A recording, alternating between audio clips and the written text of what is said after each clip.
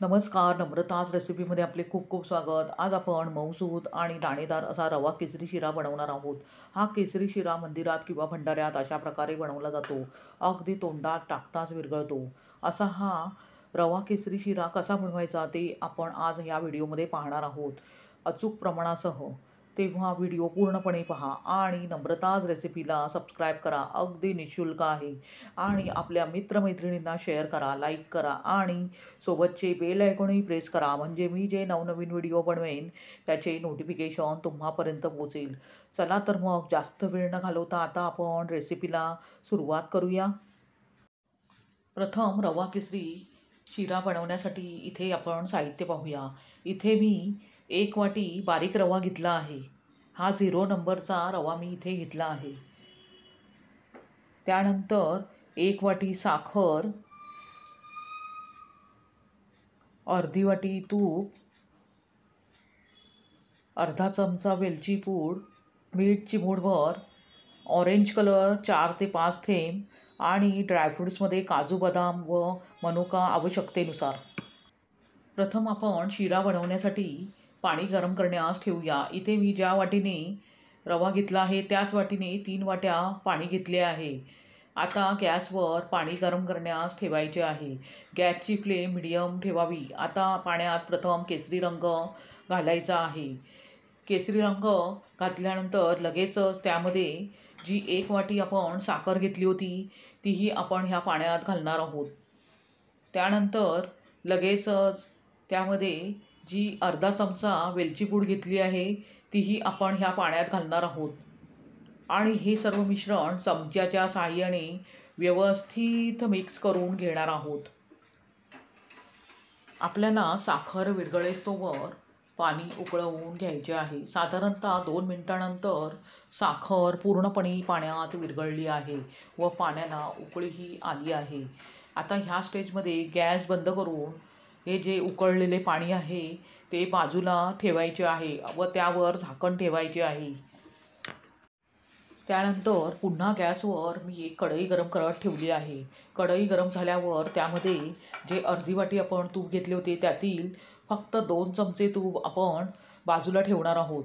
ते आपल्याला ड्रायफ्रूट्स भाजण्यासाठी लागणार आहे. आता हे तूप थोडेसे गरम झाल्यावर त्यामध्ये जे 1 वाटी आपण 0 नंबरचा बारीक रवा घेतला होता तो आता आपण ह्या तुपात भाजून घेणार आहोत. गॅसची फ्लेम मंदच ठेवायची आहे आणि हा रवा अगदी बदामीसर होईस्तोवर व्यवस्थित भाजून घ्यायचा आहे. त्यामुळे रव्याचा एक एक दाणा फुलेल. साधारणतः 2 मिनिटांनंतर आपण पाहू शकता रव्याचा थोडासा रंग बदलला आहे. आपल्याला रवा अजून बदामीसर भाजून घ्यायचा आहे. आपण पाहू शकता रवा बदामीसर झाला आहे. या स्टेजमध्ये चिमूटभर मीठ घालायचे आहे आणि मिक्स करून घ्यायचे आहे. त्यानंतर गॅस बंद करून त्यामध्ये जे केशर रंगमिश्रित पाणी होते ते आपण थोडे थोडे करून हळूहळू घालायचे आहे. एका हाताने पाणी व एका हाताने आपण रवा सतत मिक्स करून घ्यायचा आहे. त्यामुळे रव्याच्या गुठळ्याही होणार नाहीत आणि रवा पूर्णपणे व्यवस्थित फुलेल. त्यानंतर गॅस चालू करून कढईवर झाकण ठेवून गॅसची फ्लेम मीडियम ठेवून रवा पूर्णपणे शिजवून घ्यायचा आहे. त्यानंतर दुसऱ्या गॅसवर मी एक कढई गरम करत ठेवली आहे. त्यामध्ये जे आपण 2 चमचे तूप ठेवले होते त्यातील सर्व तूप आपण ह्या कढईत घालणार आहोत.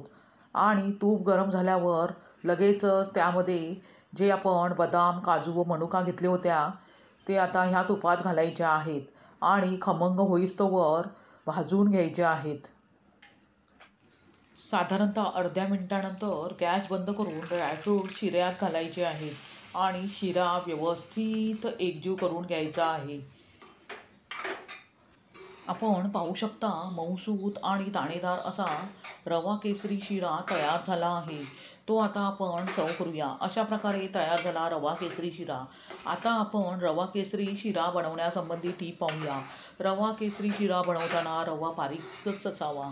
रवा भाजताना गॅसची फ्लेम मंदच ठेवावी आणि आलटून पालटून व्यवस्थित भाजावा. त्यामुळे रवा अर्धा कच्चा किंवा अर्धा भाजलेला असा राहणार नाही.